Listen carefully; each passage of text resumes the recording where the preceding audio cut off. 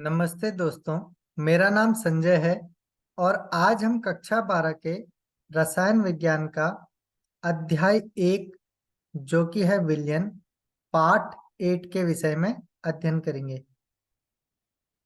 इस वीडियो में हम जो टॉपिक पढ़ने वाले हैं वो इस प्रकार हैं: प्रतिलोम परासरण एवं असामान्य मोलर द्रव्यमान। तो सबसे पहले हम समझ लेते हैं कि प्रतिलोम परासरण क्या होता है। यदि विलयन पर परासरण दाब से अधिक दाब लगाया जाए तो परासरण की क्रिया विपरीत दिशा में संपन्न होने लगती है, अर्थात विलायक अब अर्धपारगम्य झिल्ली के माध्यम से विलयन में से पारगमन करता है। यह परिघटना प्रतिलोम परासरण कहलाती है। अर्थात यदि हम विलयन एवं शुद्ध विलायक को अर्धपारगम्य झिल्ली की सहायता से पृथक करें और विलयन पे परासरण दाब से अधिक दाब आरोपित करें तो विलयन में जो विलायक के कण होंगे वो अर्धपारगम्य झिल्ली की सहायता से शुद्ध विलायक की ओर गमन करने लगेंगे, अर्थात परासरण की जो दिशा है वो विपरीत दिशा हो जाएगी और इसी को प्रतिलोम परासरण कहा जाता है। प्रतिलोम परासरण का उपयोग समुद्री जल के विलवणीकरण में किया जाता है। इसके लिए हम लवणीय जल और शुद्ध जल को अर्धपारगम्य झिल्ली की सहायता से पृथक करते हैं एवं लवणीय जल पर परासरण दाब से अधिक दाब आरोपित करते हैं, जिससे जो लवणीय जल का संपूर्ण जल होता है वो शुद्ध जल की ओर गमन करने लगता है और इस प्रकार समुद्री जल का विलवणीकरण किया जाता है। अब हम समझते हैं कि असामान्य मोलर द्रव्यमान क्या होता है। ऐसा मोलर द्रव्यमान जो अनुमानित या सामान्य मान की तुलना में निम्न या उच्च होता है असामान्य मोलर द्रव्यमान कहलाता है। ये निम्न प्रकार से हो सकते हैं: आयनिक पदार्थ जल में घुलने पर धनायन एवं ऋणायनों में वियोजित हो जाते हैं, जिससे विलयन में विलय कणों की संख्या सामान्य से 2 गुनी हो जाती है। अतः इसके प्रेक्षित अणुभार सामान्य अणुभार का आधा हो जाता है। बेंजीन में एथेनोइक अम्ल का जो अणुभार होता है वो 120 होता है, परंतु इसका जो सामान्य अणुभार होता है वो 60 होता है। इसका कारण यह है कि सामान्य प्रकार से बेंजीन में एथेनोइक अम्ल के अणुओं का हाइड्रोजन बंध बनाने के कारण द्वितीयन हो जाता है, यानी कि बेंजीन में एथेनोइक अम्ल के जो 2 अणु हैं वो आपस में डाइमर बना लेते हैं। इस प्रकरण में द्वितीयन के कारण कणों की संख्या घट जाती है और ये सामान्य अणुभार की तुलना में 2 गुना अणुभार प्रदर्शित करते हैं। वान ठाप ने वियोजन और संयोजन की सीमा के निर्धारण के लिए एक गुणक आई, जिसे वान ठाप गुणक कहते हैं, प्रतिपादित किया। इस गुणक आई को निम्नानुसार परिभाषित किया जा सकता है। तो हम कह सकते हैं कि सामान्य मोलर द्रव्यमान और असामान्य मोलर द्रव्यमान के अनुपात को हम क्या कहते हैं? वान ठाप गुणक कहते हैं। यह हम लिख सकते हैं कि I बराबर होता है प्रेक्षित अणुसंख्या गुण डिवाइडेड बाय परिकलित अणुसंख्या गुण, या हम कह सकते हैं कि I बराबर होता है संगुणन या वियोजन के पश्चात कणों के कुल मोलों की संख्या डिवाइडेड बाय संगुणन या वियोजन के पूर्व कणों के मोलों की संख्या। अब संगुणन की स्थिति में जो I का मान होता है वो 1 से कम होता है, जबकि वियोजन में यह मान 1 से अधिक होता है। वान ठाप गुणक को शामिल करने पर अणुसंख्या गुणों के लिए समीकरण निम्नानुसार संशोधित हो जाते हैं। तो विलायक के वाष्प दाब में आपेक्षिक अवनमन का जो समीकरण है वो हो जाएगा P1 not minus P1 whole divided by P1 not equal to I2 multiply by N2 divided by N1। ठीक इसी प्रकार क्वथनांक का जो उन्नयन है उसका समीकरण हो जाएगा delta TB equal to I multiply by KB multiply by small m, और हिमांक का जो अवनमन है उसका समीकरण हो जाएगा delta TF equal to I multiply by KF multiply by small m, और जो परासरण दाब है उसका समीकरण हो जाएगा pi equal to I multiply by N2 multiply by RT whole divided by V। अब हम NaCl, KCl, MgSO4 और K2SO4 के लिए विभिन्न सांद्रण पर वान-हाफ गुणांक I के मानों को देख लेते हैं।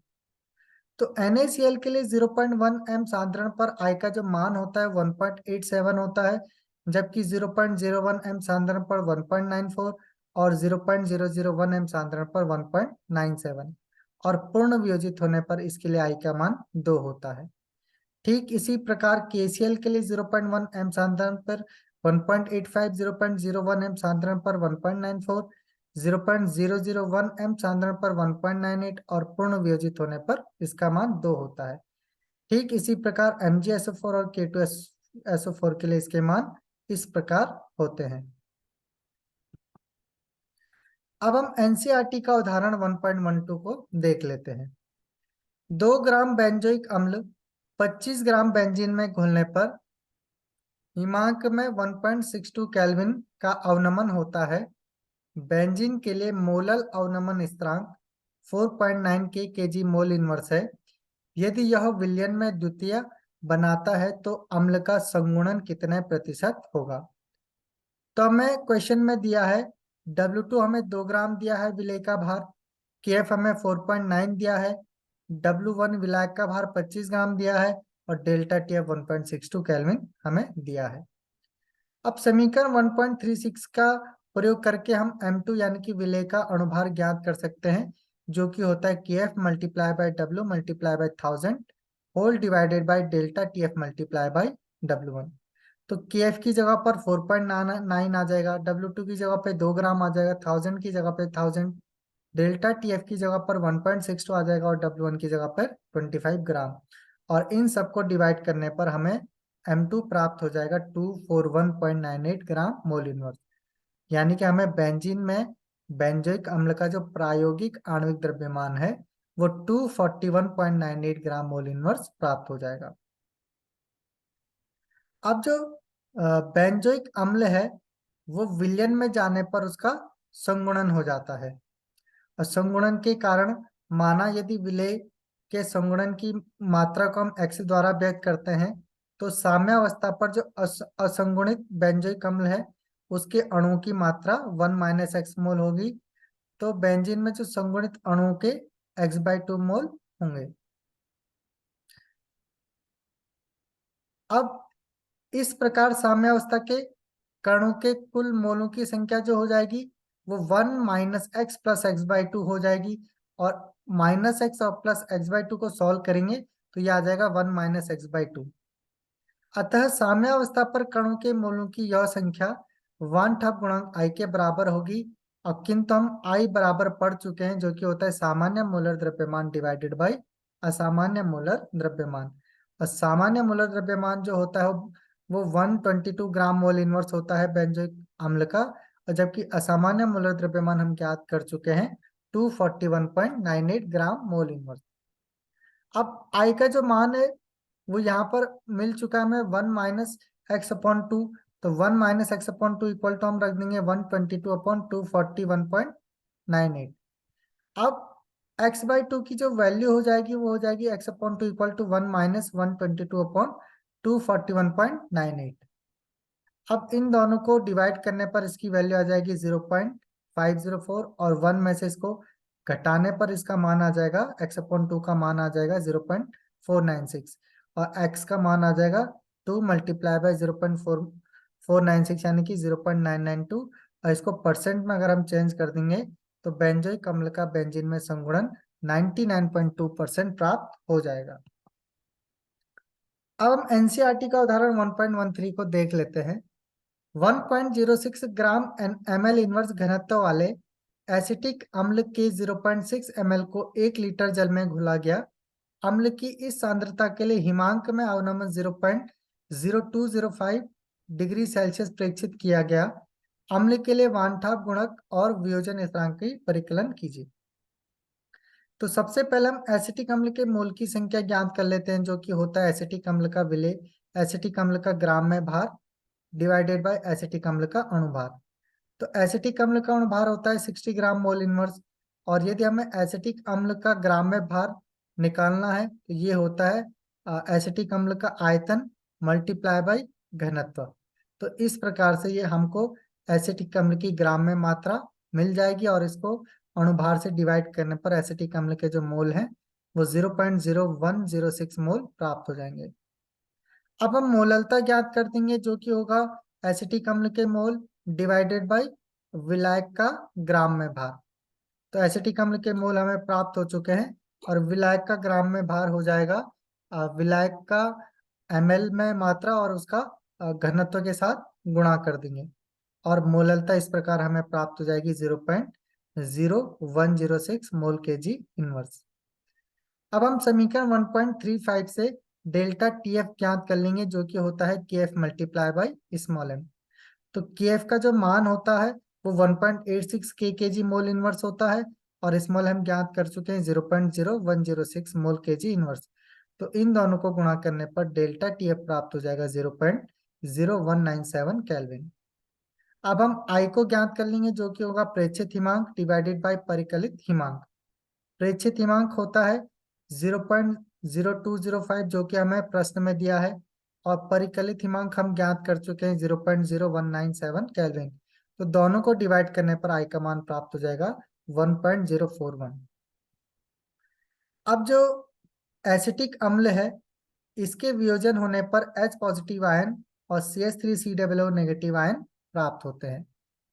अब यदि हम एसिटिक अम्ल के N मोल ले लें तो वियोजन से पहले H पॉजिटिव 0 बनेगा, CH3COO नेगेटिव भी 0 बनेगा। अब वियोजन के पश्चात जो एसिटिक अम्ल के मोल हैं वो N multiply by 1 minus x हो जाएंगे। H पॉजिटिव के जो मोल है वो NX मोल हो जाएंगे और CH3COO नेगेटिव के भी NX मोल प्राप्त हो जाएंगे। अब हम कणों के कुल मोल ज्ञात करने के लिए इन नीचे जितने भी हैं वियोजन के पश्चात इन मोलों को हम यहाँ पर ऐड कर देंगे। तो सब में n उभयनिष्ठ है तो ये हो जाएगा 1 माइनस एक्स प्लस एक्स और प्लस एक्स। यहाँ पर minus x plus x cancel हो जाएगा तो ये मिल जाएगा n multiply by 1 plus x. तो हम लिख सकते हैं कि i equal to n multiply by 1 plus x divided by वियोजन से पहले जितने इसके मोल थे। तो वियोजन से पहले n मोल है तो n से n कैंसिल हो जाएगा तो i इक्वल टू मिल जाएगा 1 प्लस एक्स और i की वैल्यू है 1.041। तो यहाँ से हमें x प्राप्त हो जाएगा जो कि हो जाएगा 0.041। अब हम CH3COOH का सांद्रण ज्ञात कर लेते हैं जो कि था n multiply by 1 minus x और n की वैल्यू हमें प्राप्त है, x की वैल्यू हमें प्राप्त है तो इस प्रकार हम इसका सांद्रण ज्ञात कर सकते हैं। और CH3COO नेगेटिव का सांद्रण हो जाएगा NX। n हमें ज्ञात है, x हमें ज्ञात है तो n है 0.0106, x हमें ज्ञात है 0.041। तो हमें CH3COO नेगेटिव के सांद्रण ज्ञात हो जाएगा। ठीक इस प्रकार हमें H पॉजिटिव का भी सांद्रण प्राप्त हो जाएगा।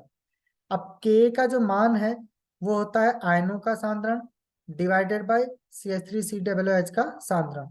तो इनका मान यहाँ पर रखने पर और इसको हल करने पर K का मान हमें 1.86 इंटू 10⁻⁻5 प्राप्त हो जाएगी।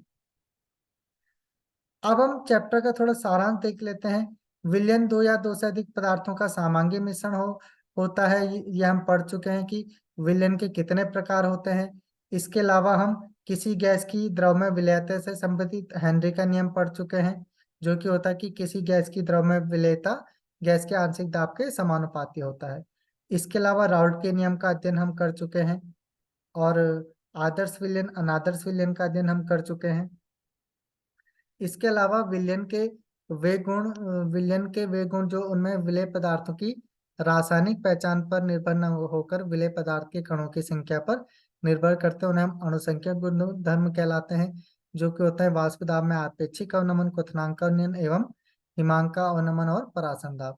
तो ये भी हम पढ़ चुके हैं। इसके अलावा यहाँ पर देख लेते हैं कि मात्रात्मक दृष्टि से किसी विलेय के वियोजन अथवा संगुणन की मात्रा कम वांटा गुणांक आई द्वारा व्यक्त करते हैं। तो इस प्रकार हम इस संपूर्ण चैप्टर को यहाँ पर पढ़ चुके हैं। तो आज के लिए इस वीडियो में इतना ही।